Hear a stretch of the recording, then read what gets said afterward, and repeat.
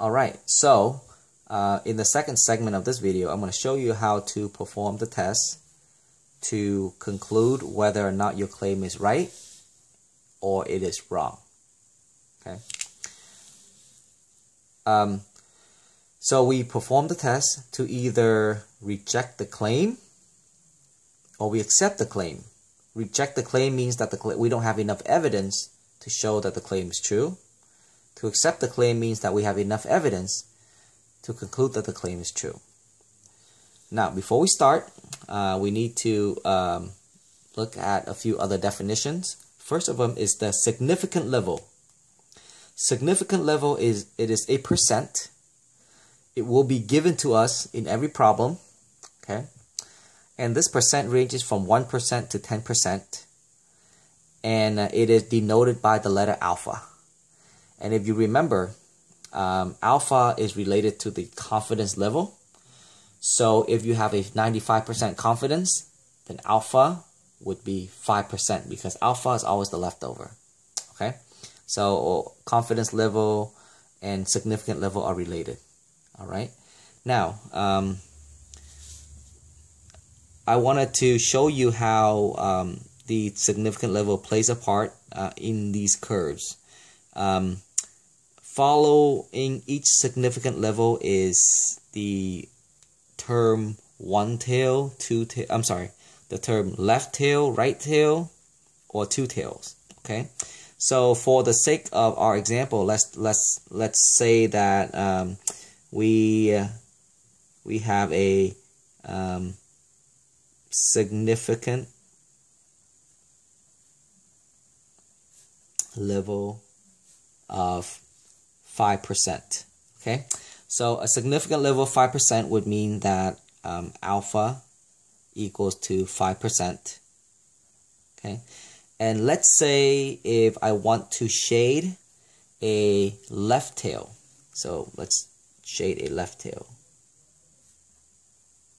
Okay, then remember that in the middle, this is a z-score of 0, right? And then to the left, if I were to shade to the left of that 0, that would be 50%. Okay, so a left tail would be shading to the left, but shade the region where it's about 5%. So I want to maybe shade like right here. Okay, so that would be like a 5% significant right here. This is a left tail, 5% significant. Okay, let's do a right tail here. Right tail, 5% significant. So again, 0 is right here. I want to shade the region in the top right region where it represents a 5% significant. So we say that this is a right tail with a 5% significant level. And then the last one is two tails. Two tails. Okay. At a 5% significant level, two tails means that I want to shade both regions that adds up to 5%. Shade both of each region, so that adds up to 5%. That means that each region will be 2.5%. Okay, so then each region, both regions adds up to 5%.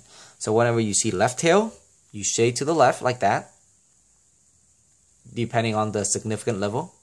If you see a right tail, you shade to the right, depending on the significant level. And if you see two tails, then you shade both ends so that they add up to 5%. All right. And so you might wonder, well, what's the business of left tail, right tail, and two tail? How do you know where to shade? How do you know what encompass those? Well, the left tail, the right tail, and the two tail depends on this symbol right here. The symbol presented in your alternative hypothesis.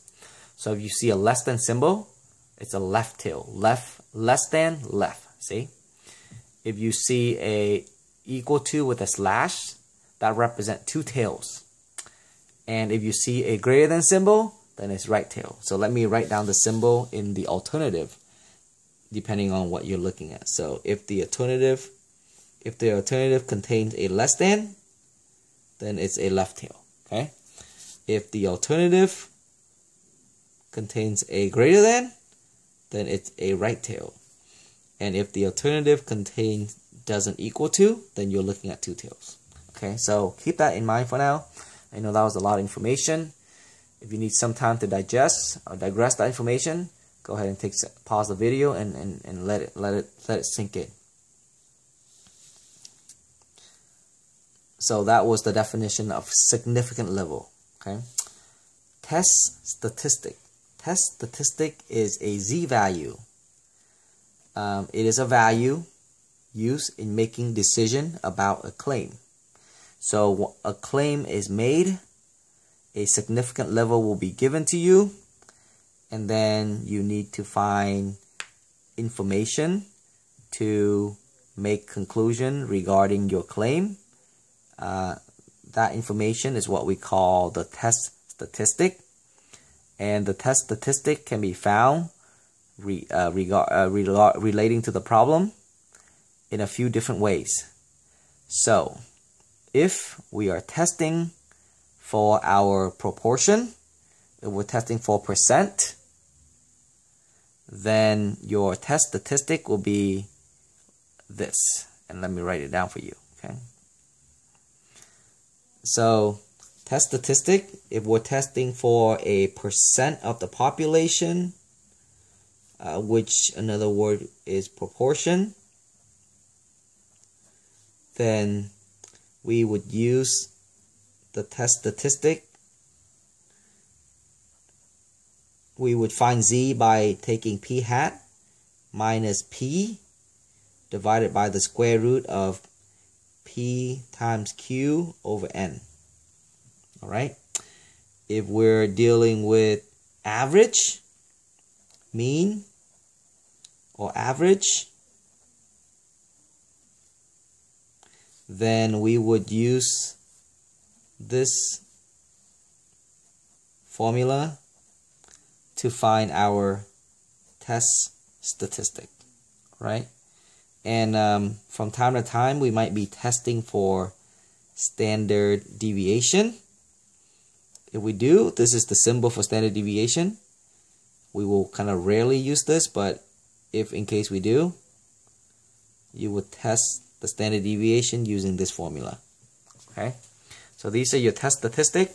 These are the two main ones that we're going to use. Make sure you distinguish between when to use this formula and when to use that formula. Okay. The p-value. The p-value is the area below the normal curve, either to the left or right or between the test statistic. So the test statistic is a number, and the test statistic is going to be this number right here. Okay, so when we look up that number, and we will get an area. When we look this number up using the table, the z-score table, we're going to get this area, and that area is called the p-value. Okay, if we're looking at a left tail. For a right tail, okay, you're gonna calculate the z-score, and the z-score is this number right here, and then you look up that number in the table, and it will give you an area to the right because we're looking at right tail, and that's called a p-value. So p-value is related to this test statistic. The test statistic allows us to find the p-value by looking up the table, just like how we look up the table to find the area. Okay. And then similarly, for a two tails, okay, watch the next video and I'll show you how to find the two tails.